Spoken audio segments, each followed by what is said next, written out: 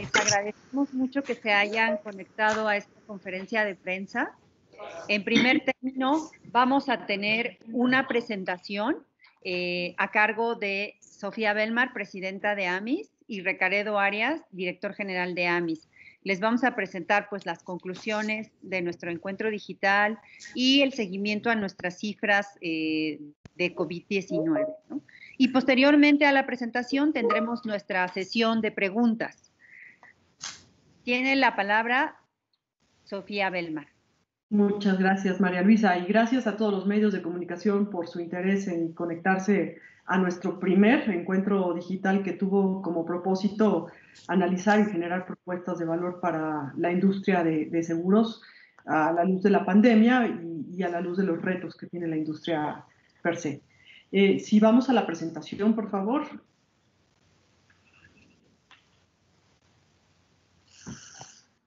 Y la siguiente, por favor.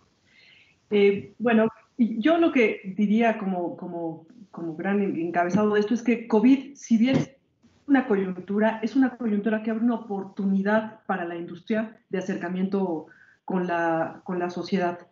Y el foro digital en sí es el primer ejemplo claro de esto, ¿no? Es el primer evento digital que se hace en la historia de la industria de seguros, y la verdad es que la participación y convocatoria que tuvo superó en mucho la participación presencial que habíamos tenido en eventos anteriores, y nos dio la oportunidad además de multiplicar el mensaje tan necesario no solamente hacia personas relacionadas con los seguros, sino a empresas, agentes, brokers, estudiantes, profesores, periodistas y una audiencia muchísimo más amplia.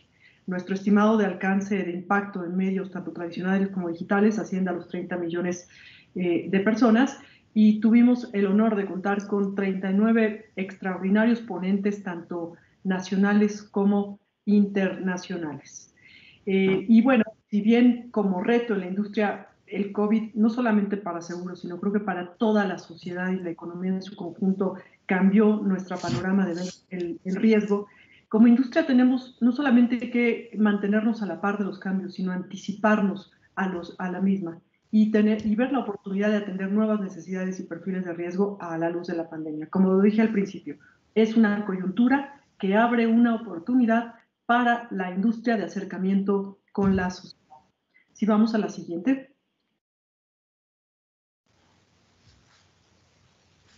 ¿Cómo nos toma como industria financieramente para hacer frente a este tema del COVID, a esta coyuntura? Bueno, pues nos toma desde un punto de vista de solvencia y solidez de industria, como lo comenté también en la inauguración del foro digital. Tenemos 3.1 de índice de solvencia con respecto al requerimiento del capital para hacer frente a nuestros compromisos con los usuarios. También quiero resaltar que como industria somos el tercer inversionista institucional más importante de México, con 1.39 billones de pesos. Esto representa el 5.4 del PIB. Y nuestras sumas aseguradas son 12 veces el tamaño del PIB. Son 284 billones de pesos. Entonces, es claro que la industria tiene un rol fundamental y pilar en la sociedad, que sin duda contribuirá a la resiliencia, y sin duda quienes estén asegurados con la protección de un seguro podrán navegar estos escenarios de riesgo con una mucho mayor solvencia financiera. Si vamos a la siguiente, por favor. También otra de las conclusiones en cuanto al foro, yo lo podría enmarcar en cuanto a que existe una gran satisfacción y orgullo de la respuesta tanto financiera como operativa que la industria dio en términos de la pandemia. Por un lado, pues en el momento en el que todos nos fuimos a trabajar desde casa, o la mayoría se fueron a trabajar desde casa, el sector se mantuvo en la primera línea de defensa, con continuidad operativa y garantizando la atención de asegurados, que evidentemente aquellos afectados por el COVID o por cualquier otro siniestro durante la pandemia requerían de la atención con los más altos estándares de desempeño de todas las compañías. Pero también hay que resaltar aquí que el rol de las compañías, de los intermediarios y de las autoridades fue esencial para enfrentar este reto.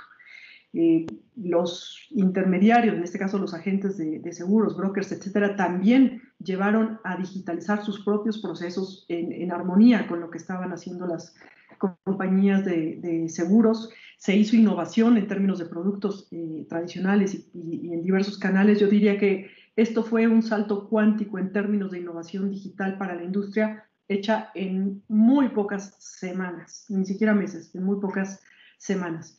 Pero también lo que resaltamos durante el foro fue la rápida adaptación de la regulación a nuevos productos y servicios que permitieron el hacer frente a la pandemia. En este sentido, tanto nuestras autoridades estuvieron abiertas para generar procesos mucho más ágiles, digitales, permitir la firma digital, permitir inclusiones en las pólizas que tal vez no estaban, extender los periodos de pago, en fin, un sinfín de acciones en los cuales tuvimos toda la apertura y colaboración y construcción conjunta con los reguladores. Y además, pues bueno, hemos estado y continuamos en continua comunicación porque seguramente habrá más acciones proactivas a llevar a cabo por parte del sector. Si vamos a la siguiente, por favor. Se habló también de algunos otros retos, ¿no? Se habló del reto coyuntural en cuanto a la reforma de pensiones y cómo la industria coadyuva a la misma. Y esto es a través de la construcción de un mercado sólido de rentas vitalicias. El ser humano tiene una etapa de acumulación y una etapa de desacumulación. Otro de los puntos muy importantes que se estuvieron comentando es cómo debemos de construir un mercado sólido de rentas vitalicias, y para esto tenemos que construir y desarrollar productos adecuados tanto para las fases de acumulación como de desacumulación, y para esto tenemos que ver también cómo atendemos al mercado de las personas que no están cubiertas también por la seguridad social, entre los cuales tenemos pues a profesionistas independientes, medianos y microempresarios, y desde luego también a quienes están en la economía informal. Ya se comentaba también respecto de lo que son los riesgos emergentes, cómo se han materializado en el último año de forma muy importante el COVID-19, y otro de los riesgos emergentes de los cuales hablábamos el año pasado, que es el de toda la parte de ciberseguridad. Tenemos también una agenda que debemos de trabajar con diversos actores, pero particularmente con las autoridades hacendarias, otras secretarías del Ejecutivo y también con el Legislativo para poder... ¿Qué pasó, mi estimado Nico? Bueno, a ver, te comento rápido. Sector asegurador en tiene que ver con el tema de... a los asistentes, ¿podrían por favor cerrar su micrófono? Adelante, Recaredo. También tenemos una oportunidad para planear el futuro del seguro a través, como ya decíamos, de trabajar en lo que es la regulación, lo que es el régimen de inversión y cómo se estructuran los portafolios de inversión de las compañías de seguros para poder tener inversiones que sean más activas que pasivas, y por el otro lado, pues que el sector asegurador tenga la dimensión que México requiere y que al propio sector le corresponde.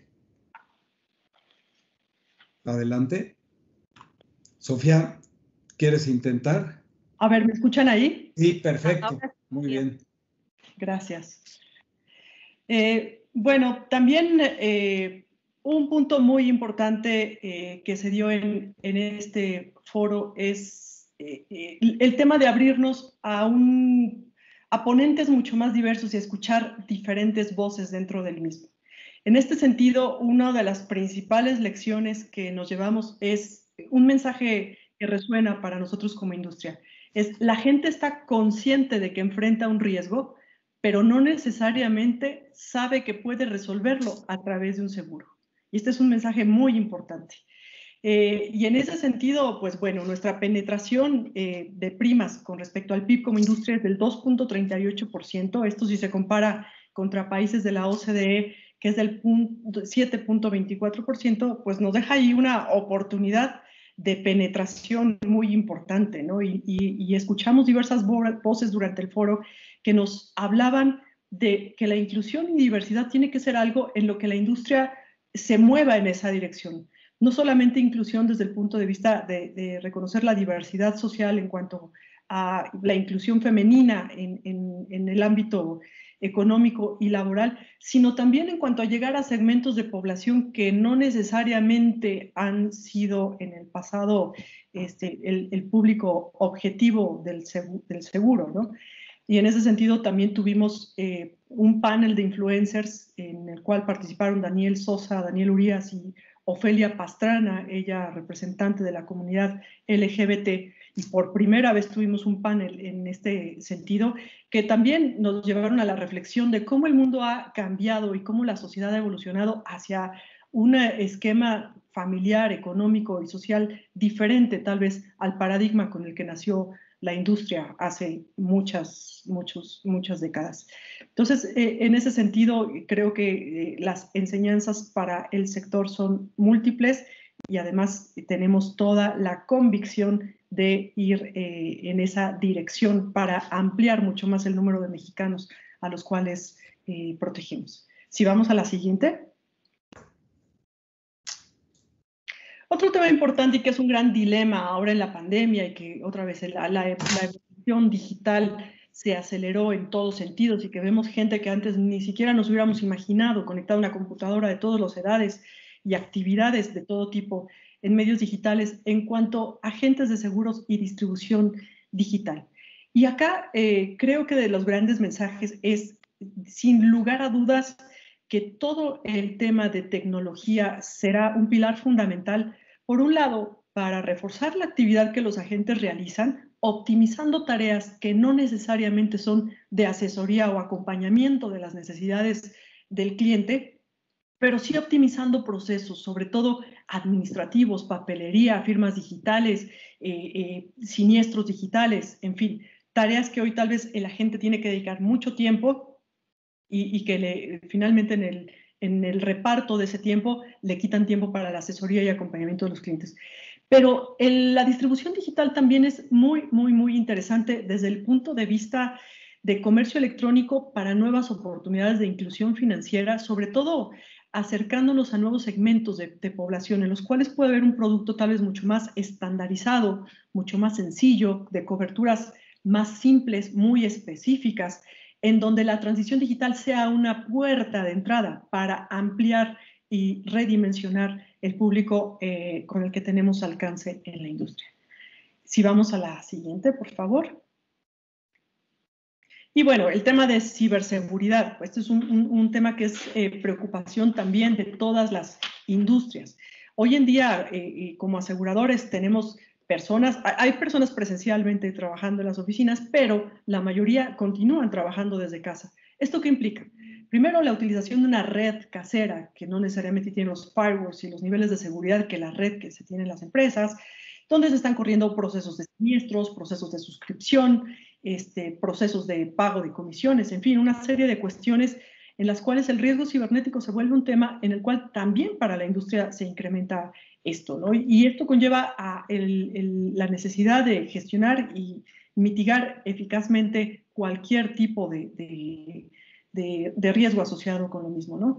Y en este sentido, también como industria, desde el punto de vista de productos y asesoría, se abre un panorama para que desde el punto de vista de la administración de riesgos, la industria acerque soluciones a todas las empresas de todo tipo en cuanto a la mitigación de estos riesgos o la transferencia. Y bueno, pues yo podría resumir que este panel rompe los paradigmas de la propia industria al ser el primer panel digital con esta difusión y con este alcance. Y nuevamente quiero agradecer a todos los medios por la difusión que han hecho de los mensajes del mismo. Y no deja de ser también sumamente relevante el platicar de las cifras de COVID en la industria de seguros, de cómo vamos con el pago de reclamaciones, en este caso el 14 de septiembre, y para ello le voy a ceder el micrófono a Ricardo Arias, quien hará esta presentación. Muchas gracias a todos.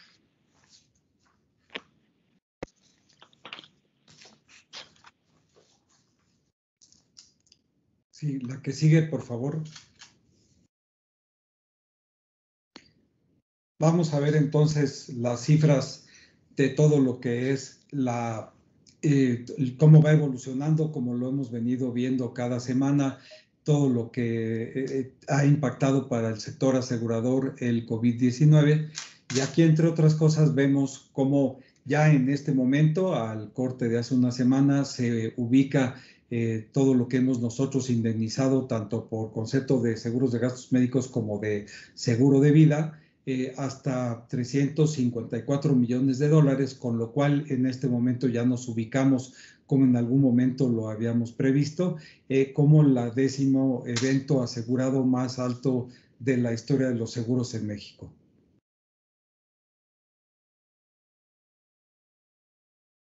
Vamos a pasar ahora entonces a los datos de gastos médicos, del seguro de gastos médicos.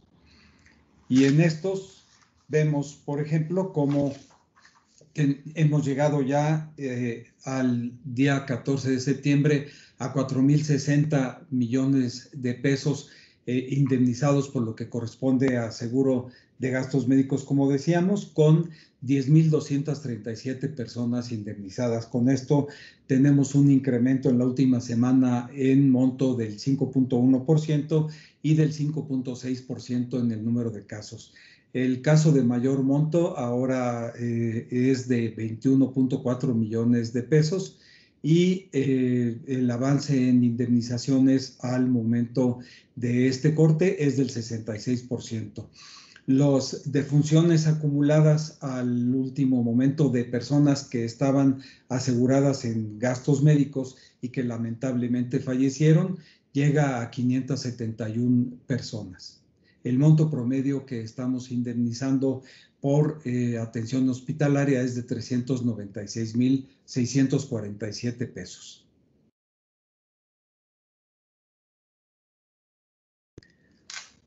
En lo que corresponde a la distribución geográfica, vemos cómo el 69% de los estados registran más de 50 casos. O sea que en esta parte sí hay una dispersión bastante amplia de los casos a través de toda la República. Desde luego que se sitúan como los más altos la Ciudad de México, el Estado de México, y también tenemos casos muy relevantes en Nuevo León y pues también están elevados Sinaloa, Jalisco y Quintana Roo, así como Chihuahua y Coahuila y Tamaulipas.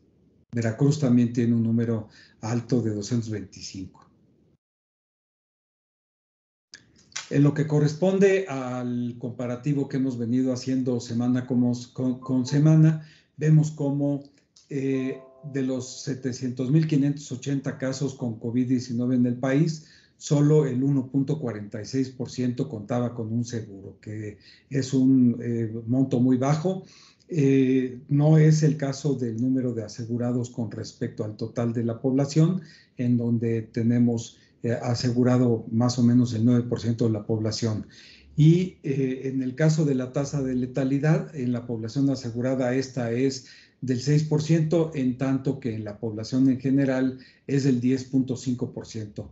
La tasa de contagio en la población asegurada es de casi 113 personas por cada 100,000 habitantes asegurados, y en cambio en el caso de la población en general tenemos casi 551 personas por cada 100,000 habitantes del país.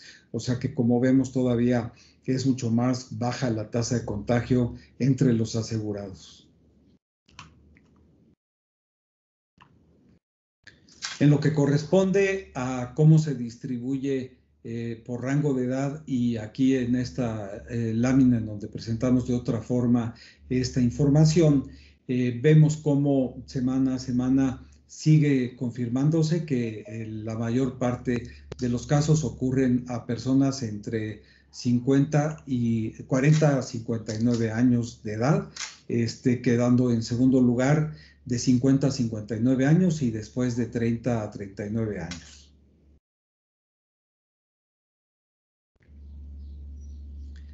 En lo que corresponde a el monto o rango de edad, de igual forma tenemos que a la última semana el mayor número de pagos, el monto más alto, corresponde también a personas que están entre 50 a 59 años, en donde corresponde este grupo de edad el 30% del monto total de las indemnizaciones. En lo que corresponde a la edad de 40 a 49 años, tenemos el segundo lugar con 995 millones de pesos y 696 millones para 60 a 69 años. Tenemos en gastos médicos, en lo que corresponde a las atenciones por género, 7,134 casos son de género masculino, con una indemnización por 3,179 millones de pesos, y en el caso del género femenino tenemos 445,000 el costo promedio en el caso de hombres es de 445,000 y en el caso de mujeres el costo promedio es de 284,000. Como decíamos, en atenciones por género tenemos 3,100 en mujeres, con una indemnización por 881 millones de pesos.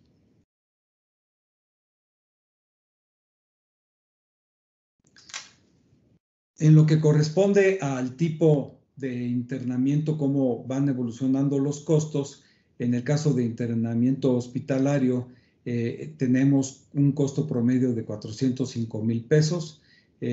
Cuando no está especificado, el costo promedio es de 232,000.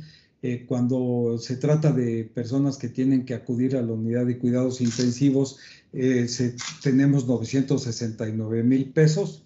En atención ambulatoria, 12,500 pesos. Y en incubados con ingreso sin ingreso a la unidad de cuidados intensivos, tenemos un costo promedio de 4,932,000. Esto porque, como lo hemos comentado en varias semanas, el número de casos es más bajo y el caso más caro el segundo caso más caro tuvo que estar en esta condición de un intubado sin ingreso a la unidad de cuidados intensivos.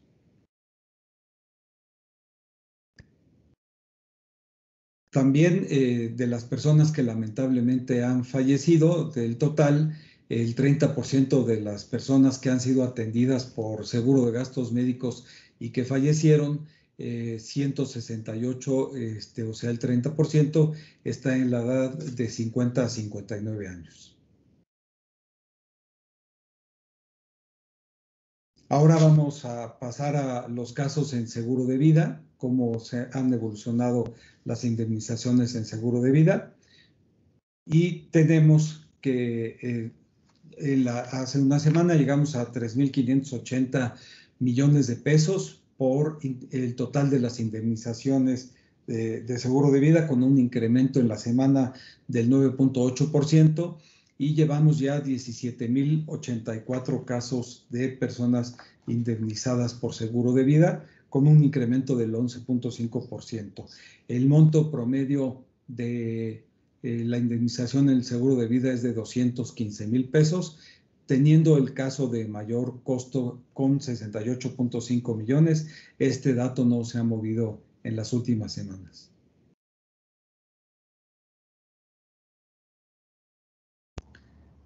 En lo que corresponde a cómo se distribuye a través del país el número de indemnizaciones por el seguro de vida a causa del COVID-19, el 53% de los estados registran más de 300 casos con alguna indemnización en seguro de vida, estando como los más altos, en este caso también, la Ciudad de México con 3,875, el Estado de México con 2,412, y aquí destaca de forma importante Veracruz con 1,124, así como también Sinaloa con 864, al igual que California, 826 son los estados más elevados en número de casos indemnizados por seguro de vida.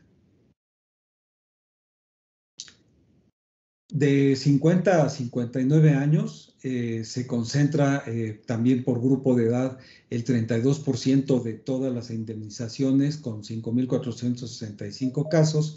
Y sí, aquí tenemos muy cerca el rango de edad de 60 a 69 años con 5.151 casos. En el caso del seguro de vida, 2.606 millones de pesos de las indemnizaciones pagadas son a hombres, el 26% es a mujeres y en el 8% de los casos no tenemos el dato identificado.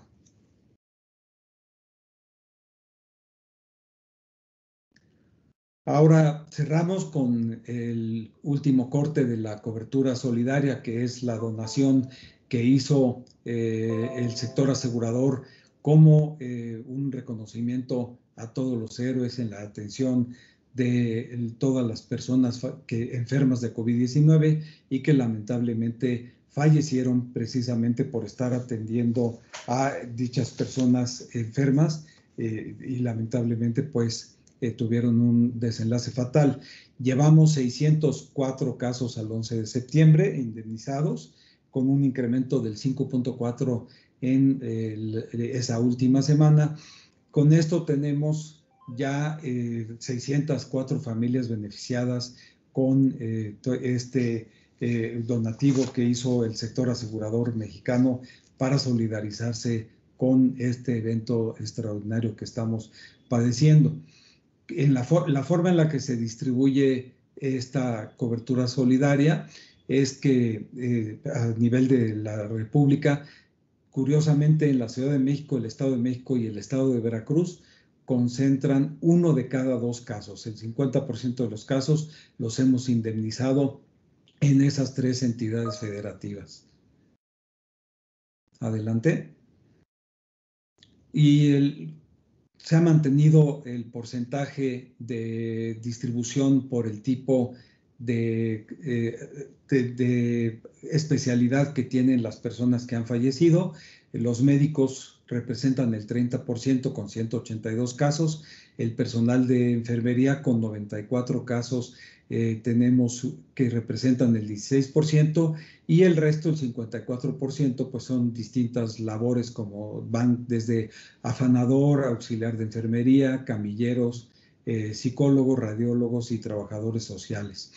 La forma en la que se distribuye la indemnización a familiares, en la mayor parte de los casos se han indemnizado a cónyuges con 327 casos, hijos 198 casos y padres 79.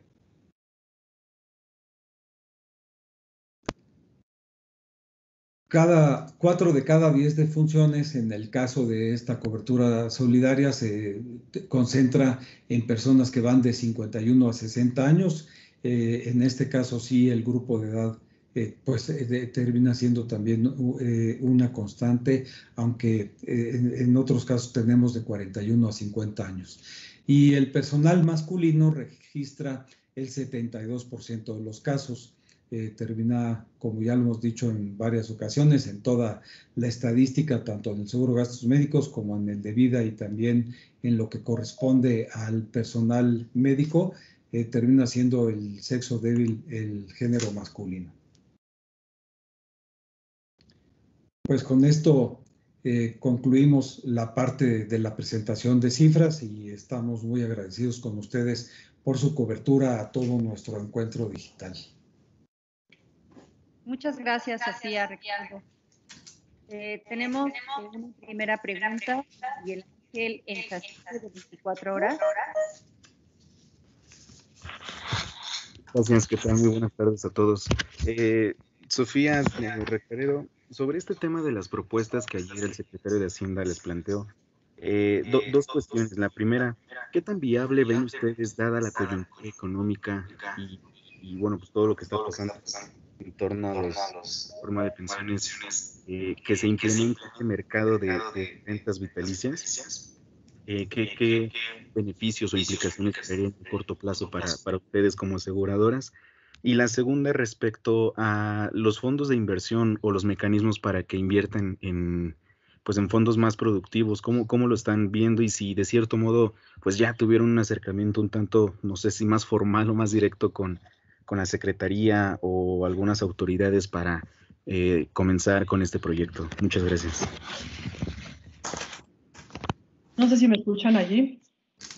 ¿Sí? Perfecto. Mira, yo creo que lo que me llevo en general de las propuestas de las autoridades es que hay un gran interés por incrementar el alcance de la actividad aseguradora en su conjunto, y justamente las propuestas que hicieron y que señalas tienen que ver con este propósito, ¿no? En ese sentido, el tema de rentas vitalicias, más allá de una oportunidad de corto plazo para el sector, lo que yo veo es que para la sociedad esto representa un mejor uso de los recursos acumulados durante la etapa en la que se conforma la pensión, ¿no? Muchas veces tú recibes una pensión y la puedes recibir con diferentes medios y gastártela de diferentes formas, ¿no? Y una renta vitalicia lo que te permite, dependiendo del tipo de renta vitalicia, sea cierta o incierta, te permite el optimizar y maximizar estos recursos en el largo plazo dependiendo de tu situación. Entonces, evidentemente que ahí hay mucho que aprender de mercados más avanzados, pero por supuesto que dependerá de cómo se establezca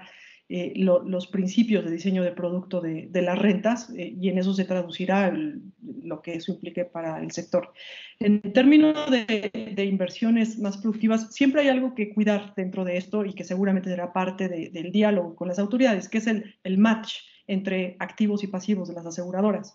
Las aseguradoras adquieren obligaciones con sus asegurados a diferentes plazos, principalmente a largo plazo, ¿no? Y en ese sentido, las inversiones que hace el sector tienen que tener un match con esos pasivos. Los activos tienen que matchear a los pasivos. Entonces, por supuesto que estaremos coadyuvando el diálogo con la Secretaría de Hacienda y con los reguladores que correspondan, y cuidando esos aspectos del sector que son los que más preocupan. No sé, Recaredo, si quieras agregar algo más al respecto. Gracias, Sofía. En efecto, aquí tenemos que ir haciendo, como bien comenta Sofía, el calce entre plazos y también, sobre todo, las necesidades de liquidez y el tipo de riesgo. Por lo que corresponde a lo que es el régimen de inversiones, en realidad tenemos las capacidades para poder invertir más. Y cuando se habla de inversiones productivas, lo que nos motivaron las autoridades es que vayamos más a invertir pues en inversión de deuda privada y otros tipos de deuda que lo que están haciendo es financiar proyectos, pues como son los ECADES, todo lo que es infraestructura carretera y también la infraestructura energética. Y aquí también otro de los temas que son muy relevantes es pues cómo está, por un lado, la penalización a capital por el nivel de riesgo de estas inversiones, que es parte de lo que nosotros tenemos que conversar con nuestras autoridades para que pueda darse los incentivos necesarios para poder invertir más. Y por el otro lado, también la disponibilidad de instrumentos y de papeles, que no es tan amplia. Nuestro mercado está madurando en esa parte. Y como bien decía Sofía, pues por un lado es que haya la oferta suficiente y por el otro lado en los plazos que se requiere por el sector asegurador para hacer el adecuado match entre activos y pasivos.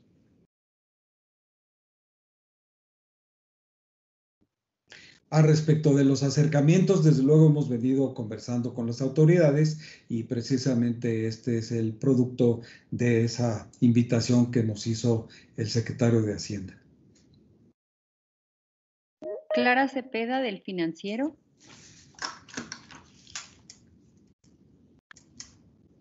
Sí, buenas tardes. Pues muchísimas gracias por el espacio. Me gustaría preguntar, dándole un poco seguimiento a lo que mi compañero Miguel comentaba sobre las rentas vitalicias.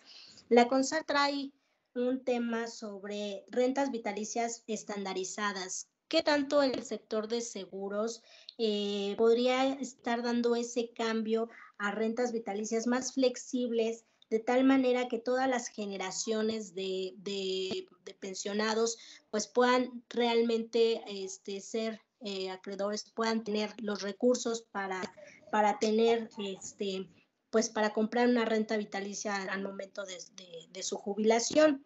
Mi segunda pregunta va entonces, esto de lo de la inversión productiva sería parte quizás de la ley de seguros que el secretario Herrera mencionó ayer, que se van a acercar con ustedes y el subsecretario Llorio y Carlos Noriega para formular una regulación al sector asegurador.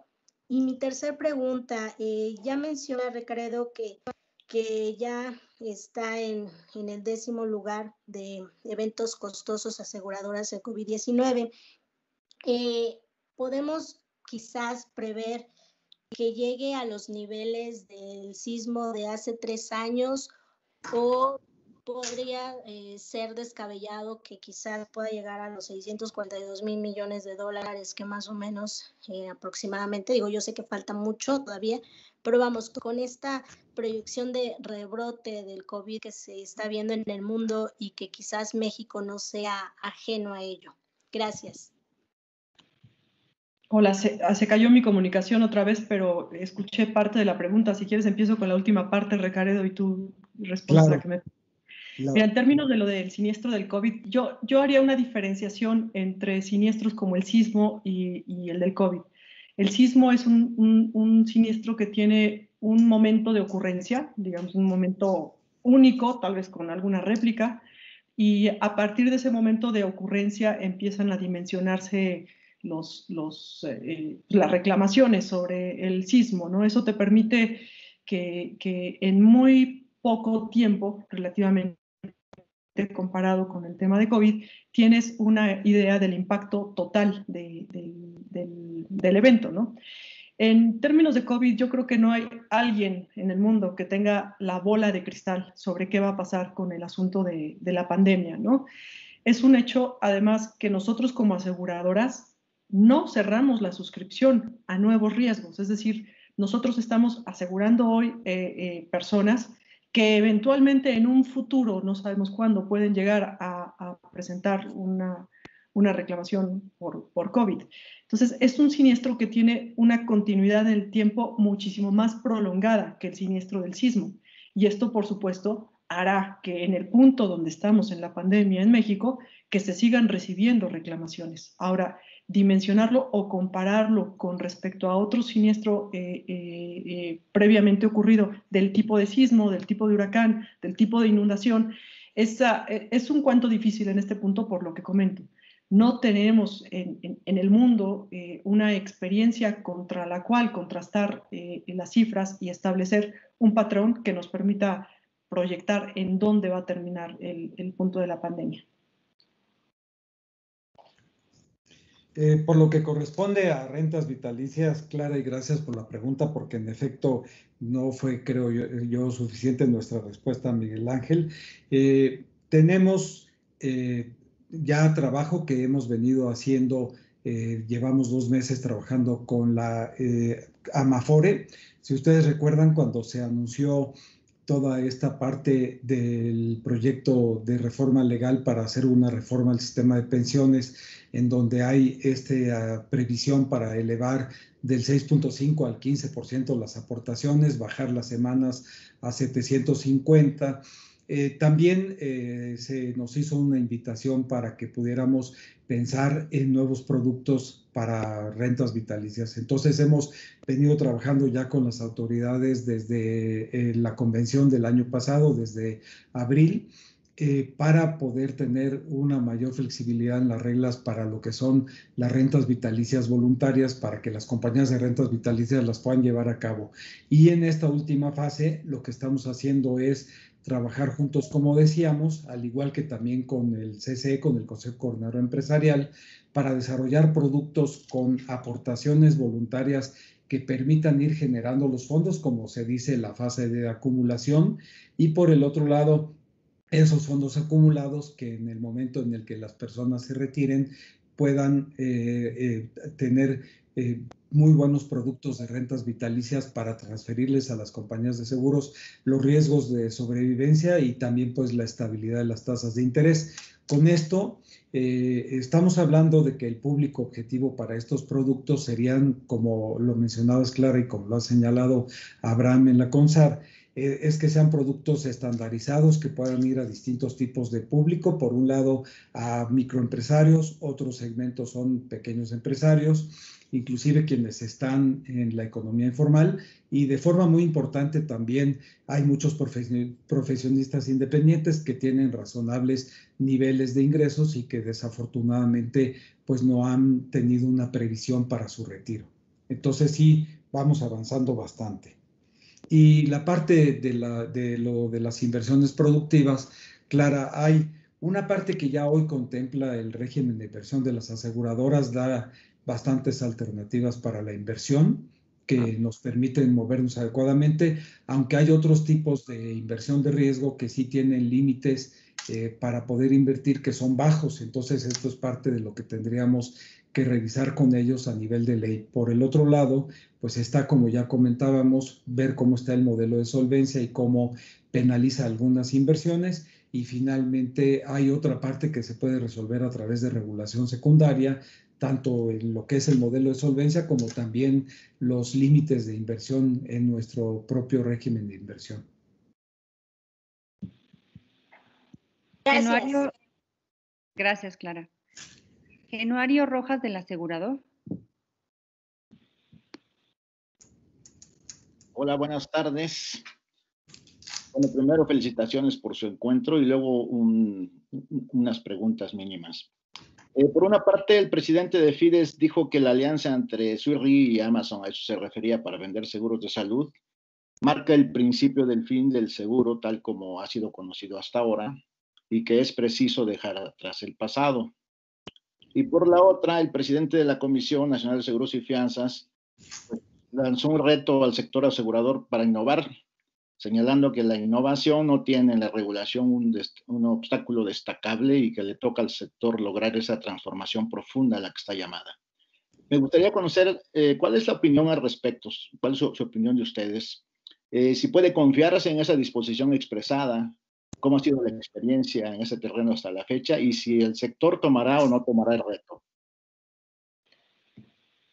Mira, en cuanto, por supuesto, Genuario, que iremos al reto de ir a una población muchísimo más amplia que llegamos a hoy. Y en ese sentido, en cuanto a la generación de ideas, podemos tener múltiples alternativas de innovación. Seguramente habrá algunas de alternativas de ese tipo que efectivamente tal vez no requieran, como ya hoy ocurre con el tema de bancaseguros y algún otro tipo de ventas vía electrónica, no requieran de ningún ajuste, ni mucho menos, ¿no? Pero es un hecho que hoy en día, en particular, en todos los ramos personales de seguros, en automóviles, en vida, en gastos médicos, existe una muy baja penetración en el mercado mexicano, que puede ser multifactorial, puede ser no únicamente de ajustes que hemos además estado platicando con la comisión en cuanto a necesidad de ciertos ajustes en regulación, pero también puede ser incluso en cuanto a accesibilidad a servicios privados para toda la población, en particular en gastos médicos, ¿no? Por mucha innovación que haya en ese sentido en términos de alcance, si los servicios de salud privados no son accesibles para la población, difícilmente habrá una mayor parte de la población cubierta por el seguro de gastos médicos, porque el seguro de gastos médicos no es otra cosa más que el reflejo de los costos que los proveedores de salud privada nos reflejan a nosotros. Entonces, claro que tomamos el reto, claro que hay productos específicos y ramos en los que podemos tener una amplificación de la cobertura, pero habrá otros que todavía requieran trabajo y que estamos en comunicación y en trabajo con la comisión para dichos ajustes. Muchas gracias, Sofía. Gracias, Genuario. Sí, a mí me gustaría contextualizar, Genuario, de cualquier manera, lo que comentó Luis Enrique Bandera, el presidente de Fides, porque en realidad pues el reto está dado también al sector asegurador para afrontar los retos de lo que es la transformación digital y todo lo que es la parte de InsurTechs, y tenemos con qué dar respuesta. También hay alianzas estratégicas como esta que tú mencionas que se pueden dar, y pues más que hablar de que el seguro se va a acabar con sus tradicionales participantes. Creo que poniéndonos la pila, lo que yo he dicho en varios foros, lo decía el año pasado, así es de que ahora quedan 6. Yo decía que en los 7 próximos años el seguro va a cambiar más que en los últimos 100 años. A mí me gustaría que se quedaran más con esa frase y pues nosotros tenemos el gran reto como instituciones de seguros. Querría comentar algo con lo que dices, si me permites, Recaredo. Un poco justamente es el tema de la confianza que pueda haber en la apertura de la autoridad para algo semejante. Parece que la pelota se las dejó en la mano de ustedes. Entonces, al decir finalmente que la transformación pues tiene que partir y tiene que venir del propio sector.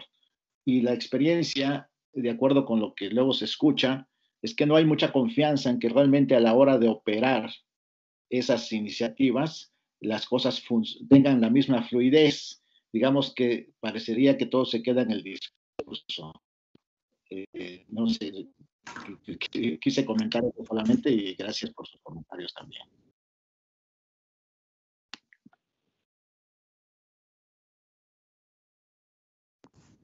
Charlín Domínguez de Reforma.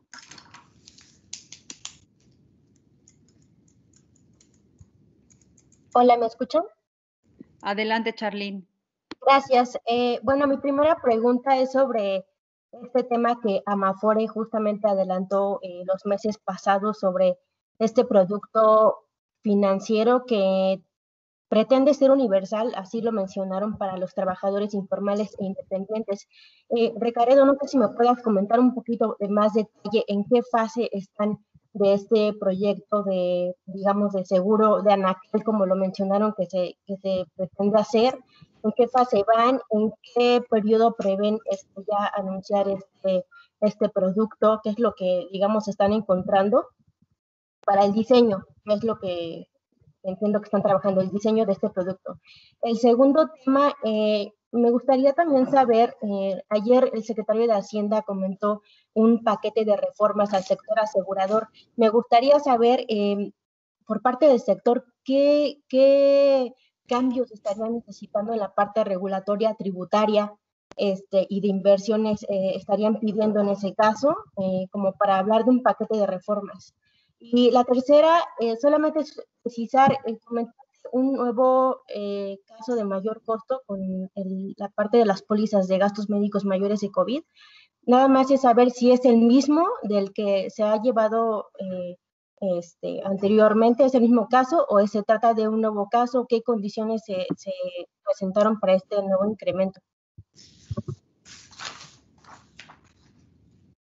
Adelante, Ricardo. Sí. Empiezo por la tercera, porque acabo de tomar el documento, Charlín, con mucho gusto. Estamos hablando del mismo caso, lamentable, y pues desafortunadamente la persona que estaba enferma falleció. Sigue siendo el mismo, ese es el que tiene el mayor costo, no hay un nuevo caso. En lo que corresponde al diseño de producto con Amafore, y como lo comentaba también, lo estamos haciendo con la participación de la Comisión de Seguridad Social del Consejo Coordinador Empresarial. Como ya decía, llevamos 2 meses trabajando y estamos trabajando en 2 vertientes más la parte de la distribución. Una vertiente es los productos de acumulación, cuáles serían los mecanismos y cómo estaríamos nosotros pensando que se tendría que distribuir estos productos que, como muy bien comentabas, van sobre todo buscando ir hacia quienes no tienen hoy una pensión, y dentro de esto está el mercado informal, pero también hay muchas personas formales, como ya lo decíamos, que serían también un mercado objetivo. Y por el otro lado, el producto de esa acumulación sería una renta vitalicia. Estaríamos nosotros impulsando que en todos los casos la forma a través de la cual todas estas personas se podrían jubilar sería a través de la compra de una renta vitalicia una vez que hayan tenido la acumulación de recursos. Aquí, pues, además, no hay requisitos como los de la Seguridad Social, tan estrechos porque esta es un producto de acumulación voluntaria, más sin embargo, en la medida en la que se acumulen más recursos durante más tiempo, pues las personas podrán tener una mejor y una mayor pensión. Vamos avanzados, sin embargo, consideramos que todavía necesitamos trabajar un par de meses más. Posiblemente damos la sorpresa antes para hacer un anuncio conjunto y aquí estamos reuniéndonos en un comité técnico un par de veces a la semana, más los coordinadores nos estamos reuniendo una vez a la semana, o sea que vamos avanzando con bastante celeridad. Y respecto de lo que son la parte regulatoria, como ya lo comentábamos, parte de lo que se trabajó ayer, que pues un poco al comentario final de Genuario y a lo que nos preguntas, Charlene, sí hay una parte que nosotros requerimos algunos cambios regulatorios, como las propias autoridades, aunque nos aventaron la pelota, pues también reconocen que se requieren algunos cambios en diversos elementos de la regulación. Unos son a nivel de ley. Nosotros lo que percibimos y visualizamos no es una reforma integral a la ley de instituciones de seguros y fianzas que entró en vigor en 2015, porque pues esa fue una reforma muy profunda, sino ajustes que se tienen que ir haciendo sobre la marcha. Y la otra parte sería hacia la circular única, o sea, regulación secundaria, y al régimen de inversiones que tiene que es una de las particularidades dentro de la circular única, es en los vertientes en donde estaríamos nosotros trabajando. Muchas gracias. Víctor Peña, de Portal Automotriz.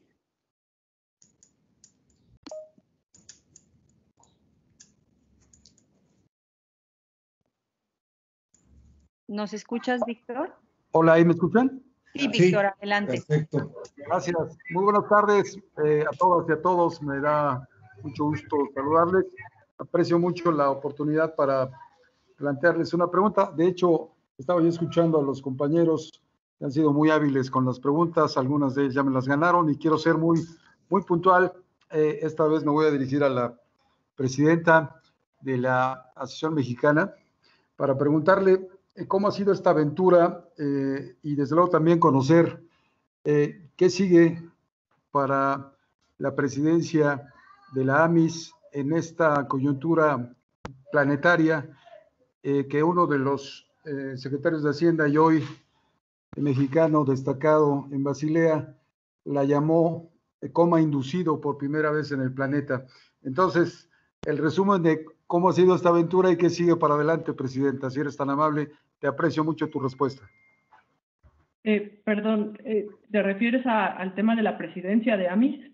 Sí, me refiero a lo que viene para adelante de AMIS, luego de conocer lo que ha sido esta respuesta que ha tenido la asociación para confrontar, para enfrentar esta pandemia, pero sobre todo para responder a los clientes de los diferentes asociados. Y luego, pues cuando te digo que es toda una aventura, presidenta, tiene que ver mucho con que todavía te queda el 21, que seguramente va a ser igual de interesante.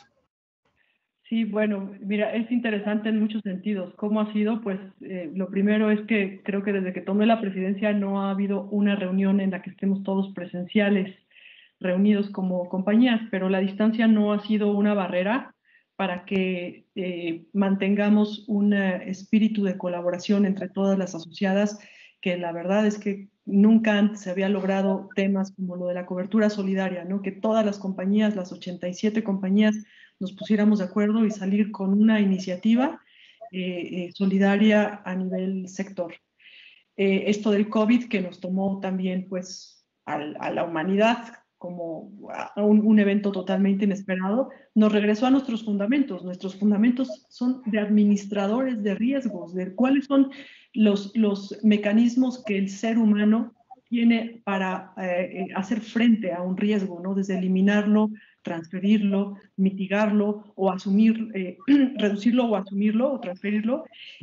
Y en ese sentido, creo que nos regresa a los básicos de los seguros. En ese sentido, la función actuarial, la función estadística, la función de data, de analíticos de datos, de data analytics, se vuelve fundamental para la industria y para el futuro de la misma. pero a la vez también todo el entorno económico, político, reguladores, en fin, que conlleva el ir construyendo conforme vamos aprendiendo. Yo te diría que tal vez si la gestión se hubiera dado sin la coyuntura de COVID, tendríamos muy claro el camino, digamos, en términos de COVID a seguir. Con el nivel de incertidumbre a nivel global que existe en torno a la coyuntura, nos hace reinventarnos como industria, como seguramente le pasa a todas las demás industrias, en términos de que tenemos que tener la flexibilidad sobre nuestra visión futura, la flexibilidad para ir incorporando a nuestros modelos lo que vamos aprendiendo conforme la pandemia avanza, no solamente de cara a los asegurados, sino también de cara a nuestros colaboradores, a quienes también protegemos en el día con día. Sin lugar a dudas también los 5 puntos, los 5 puntos de la agenda de prioridades estratégicas de AMIS no cambian. Uno de esos puntos tiene que ver con seguros inclusivos y otro tiene que ver con la protección de la salud de los mexicanos. Y la coyuntura de COVID está íntimamente ligada a esos 2 puntos en específico. Que viene, sin lugar a dudas, las discusiones de la vacuna, cuándo llegará, a qué costo llegará, todo lo que va a pasar en el ínter de atención médica, hospitales, laboratorios, profesionales de la salud, ¿cómo van a coadyuvar en conjunto con la industria en dar mayor accesibilidad a más mexicanos a los servicios de protección o de sanar una posible infección de COVID, ¿no? Vemos lo que cuesta hoy el curarse por COVID y nos damos cuenta que esto no sería accesible para muchos mexicanos. Entonces tenemos que buscar medios para que la salud privada sea accesible para más mexicanos. El seguro es una forma de transferir el riesgo, pero aún así el seguro tiene que reflejar gastos en salud que sean más accesibles, costos en salud que sean más accesibles para los mexicanos. Y en otro aspecto muy importante es el rol de la industria como inversionista corporativo. Ya lo vimos, somos el tercer inversionista corporativo en importancia en el país y eso, en el momento en el que está el mundo y el país en particular, tiene una importancia de altísima relevancia, ¿no? Y en eso continuaremos el diálogo con las autoridades de Hacienda para ver cómo podemos contribuir al desarrollo de México.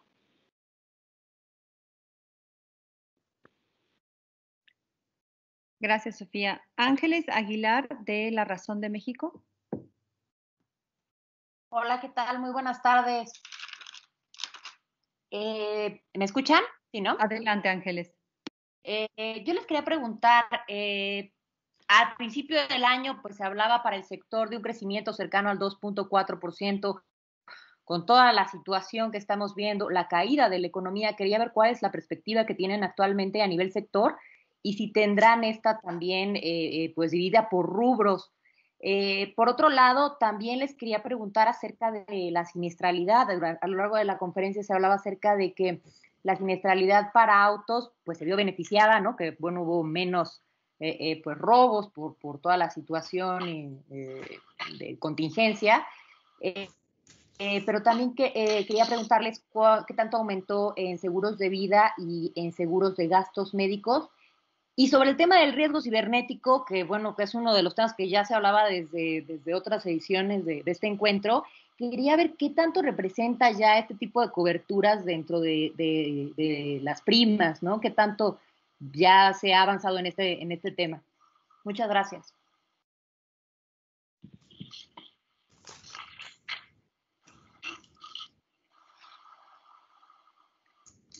Y de lo de crecimiento, perdón, nada más, ¿qué tanto pues, se tardaría un poco el sector en recuperarse, ¿no? Si tuvieran ahí alguna perspectiva de para cuándo podríamos ya ver una recuperación para el sector de los seguros. De acuerdo. Sí, cómo no, Ángeles. Muchas gracias y gusto saludarte. Gracias por las preguntas. Nosotros traemos al corte del trimestre, del segundo trimestre, una baja de 1.7% en términos reales y estimamos que podríamos estar en una baja con base en una encuesta que hicimos entre todas nuestras asociadas, es el resultado de dicha encuesta. Se estima una reducción del 2.6%, tomando en consideración que el PIB pudiera tener una reducción más o menos del 9%. Hay otras estimaciones que tenemos a través del modelo de AMIS que tú conoces, en donde nos pueden llevar a 3.1% de disminución. Será nuevamente muy importante ver qué es lo que pasa en el tercer trimestre, porque la verdad es que sí estamos viendo que en algunos casos están reactivándose algunos ramos de seguros. En realidad, ¿cómo estaría por ramo? Pues tenemos una baja relativamente importante en vida, no obstante que hay más conciencia de aseguramiento. Lo que es vida, protección pura está subiendo, está teniendo más ventas, pero en algunos casos han habido, así como en las Afores, retiros por razones de desempleo. En el caso de seguros de vida con alto componente de ahorro, se han dado también algunos retiros. En el caso de pensiones han habido retrasos muy importantes, sobre todo por la cuestión de los registros civiles para efectos de los certificados de defunción y de las actas de defunción. Ha habido retrasos para poder tramitar las pensiones y con ello los seguros de rentas vitalicias. Entonces, es posiblemente el seguro que va a tener una reducción mayor, estando más o menos en un 8%. En contrapartida, el seguro de gastos médicos tiene un incremento muy alto, muy interesante. En términos reales tiene un 7.2%. Y al contrario de lo que nosotros hubiéramos podido esperar, el seguro de daños también estimamos que pudiera tener un incremento de alrededor de un 4%. La parte de automóviles pues tiene una caída muy relevante porque pues se ha contraído muchísimo el mercado y también el financiamiento automotriz, como lo sabemos muy bien, y podría tener una contracción de poco más del 10%. Estas son las estimaciones que se dan con base en los resultados al primer semestre y tomando en consideración, como ya lo decíamos, un pronóstico que se ha dado por muchos actores de una reducción del Producto Interno Bruto del 9%. En cuanto a la siniestralidad, ahora que empieza a aumentar la movilidad, vemos cómo ya empieza a incrementarse los accidentes y sobre todo con la situación de lluvias, y esto está haciendo que las indemnizaciones en el seguro de automóviles estén aumentando. Y también, aunque se dio una reducción de lo que son las cirugías programadas en gastos médicos, sí está habiendo un impacto alto, como ya dimos cuenta aquí en la conferencia, por lo que corresponde a indemnizaciones por COVID-19 y muchas cirugías que se estuvieron difiriendo, pues conforme empiece a haber un poco más de actividad y sobre todo hospitales que no están recibiendo enfermos de COVID-19, vamos a empezar a ver que esas cirugías se van a estar llevando a cabo y en consecuencia, pues esto incrementará más el volumen de siniestralidad de las aseguradoras. No sé si me faltó algo, Ángeles, en las respuestas. ¿Para cuándo podríamos ver una recuperación? Sí, muy buen punto. La mayoría de los observadores, inclusive pues con expertos y también con algunas autoridades, estamos esperando un fenómeno parecido al que se dio en el 2009 y 2010, en donde se dio una baja en el 2009, pero también se dio un estancamiento o incluso una baja en el año siguiente, en el 2010. Nosotros el año que entra, si se repitiera este fenómeno, porque si vemos estamos teniendo un decrecimiento esperado mucho menor al del PIB, entonces sí esperamos que haya un efecto diferido, un efecto rezagado en el crecimiento, en donde podríamos esperar un estancamiento o una muy, muy pequeña baja para el año 2021. Muchas gracias. Tenemos una última pregunta de Mario Mendoza de Publimetro. Hola, ¿cómo está Ricardo? ¿Cómo están todos por allá? A mí me gustaría solamente hacer una precisión acerca del planteamiento de reforma del sector asegurador que hizo ayer el secretario.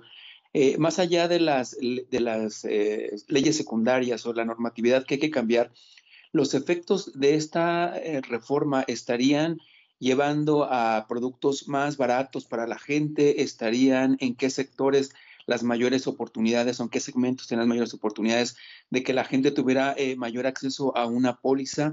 Y también, ¿cuáles serían los plazos en los que se podría llevar a cabo esta reforma de acuerdo a lo que ustedes están viendo? Gracias. Bueno, de acuerdo. Sofía, perdón, adelante. Adelante. Bueno, sí, Mario, gracias por la pregunta. Nosotros, desde luego que el gran reto que tenemos es la parte de los seguros inclusivos, que es una de las 5 grandes prioridades estratégicas, y otra lo es también los seguros de salud. O sea, realmente varias de nuestras prioridades estratégicas, al igual que lo que es la protección a las víctimas de accidentes viales, todas ellas van enfocadas a que podamos ir a dar acceso a los beneficios del seguro a una mayor parte de la población y sobre todo pues la población que tiene menores ingresos. Entonces, esto no necesariamente nos va a dar cifras muy elevadas en cuanto a penetración con respecto al Producto Interno Bruto, no en unas primeras fases, pero sí sobre todo el cumplir el gran compromiso que tenemos nosotros con la población y con los mexicanos de llevar el seguro a quien no lo tiene y llevar sus beneficios a quien no lo tiene. Y en efecto, muchos de los productos en los cuales estamos pensando tienen ese enfoque. Inclusive también la parte de resiliencia, que estamos trabajando a nivel federal y con gobiernos de ciudades como es la Ciudad de México, pues también se trata de dotar de una parte básica de seguro que pudiera estar dado a nivel inclusive de los gobiernos, para poder dar una cobertura mínima en caso de desastre natural a pues la población que tiene menores recursos. Entonces el enfoque en efecto va muy orientado a tener productos que cubran a las personas de menores niveles de ingresos dentro de la población. Ricardo, ¿estas coberturas estarían dedicadas a salud, por ejemplo, vida, o en dónde es donde hay la mayor necesidad y la mayor oportunidad para poder hacerlo? Pues existen, como ya lo decíamos, a través de esquemas generales de cobertura en lo que corresponde a desastres naturales.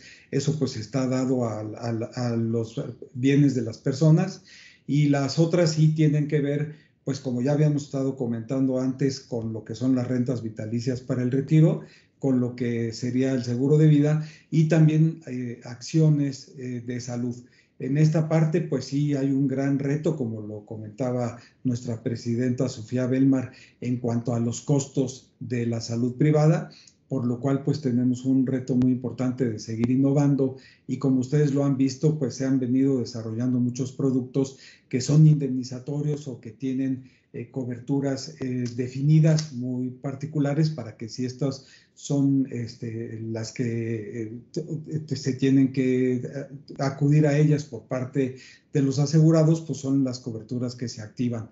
O sea, inclusive, bueno, pues parte de lo que se comentó mucho en nuestro encuentro digital y que ha sido muy valorado tanto por el público como por los intermediarios, es que el sector asegurador ha podido responder en esta etapa de forma muy innovadora y de manera muy rápida en la creación y diseño y distribución de productos que tienen que ver mucho con la salud ante la pandemia. Y esta parte pues es algo de lo que nosotros consideramos que se seguirán encontrando soluciones ante el difícil acceso a un producto muy amplio de gastos médicos, pues productos que sean indemnizatorios y que cubran un espectro más limitado de lo que sería la salud, o que tengan una cifra de indemnización determinada, pero que terminan siendo un mecanismo de resiliencia a la población pues que padezca alguna enfermedad.